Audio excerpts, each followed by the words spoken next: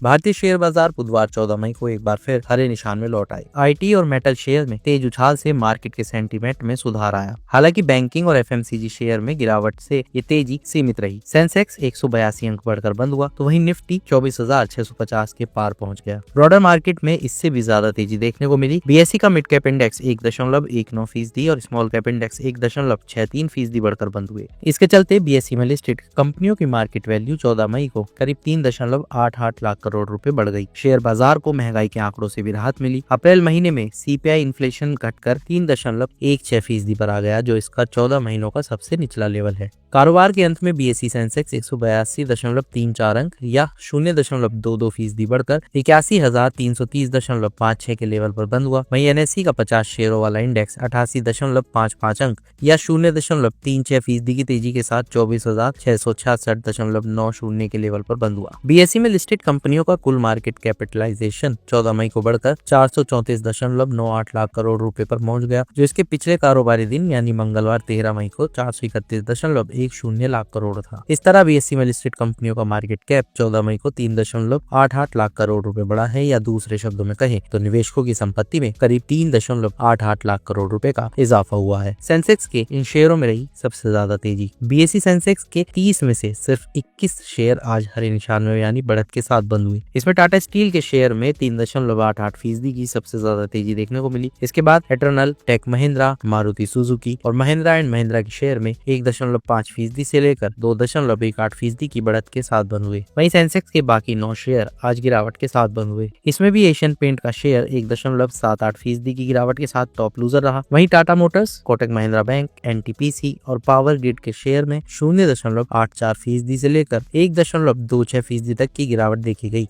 15 मई को कैसी रह सकती है बाजार की चाल? प्रोग्रेसिव शेयर्स के डायरेक्टर आदित्य गग्गा का कहना है कि आज पूरे कारोबारी सत्र के दौरान भारतीय शेयर बाजार में भारी वॉलेटिलिटी देखने को मिली।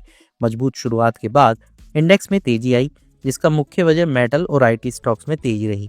हालांकि बैंकिंग शेयर्स में आई अचानक गिरावट ने निफ्टी को एक बार तो नेगेटिव जोन में धकेल दिया। इसके झटके के बावजूद निफ्टी धीरे धीरे संभला और कारोबारी सेशन के आखिर में 88.55 अंकों की बढ़त के साथ 24,666.90 पर बंद हुआ। मेटल और आईटी के अलावा रियलिटी और एनर्जी सेक्टर ने भी बेहतर प्रदर्शन किया। छोटे मझोले शेयर्स में तेजी बनी रही। मिड कैप और स्मॉल कैप इंडेक्स 1.11% और 1.44% बढ़े और फ्रंटलाइन इंडेक्स से बेहतर प्रदर्शन करते दिखे। तकनीकी नजरिए से देखें तो डेली चार्ट पर एक छोटी सी ग्रीन कैंडल बनने से संकेत मिलता है बाजार सतर्कता बनाए रखते हुए तेजी का नजरिया बना हुआ है। निफ्टी को अपनी तेजी फिर से शुरू करने के लिए 24,770 अंक से ऊपर जाना होगा।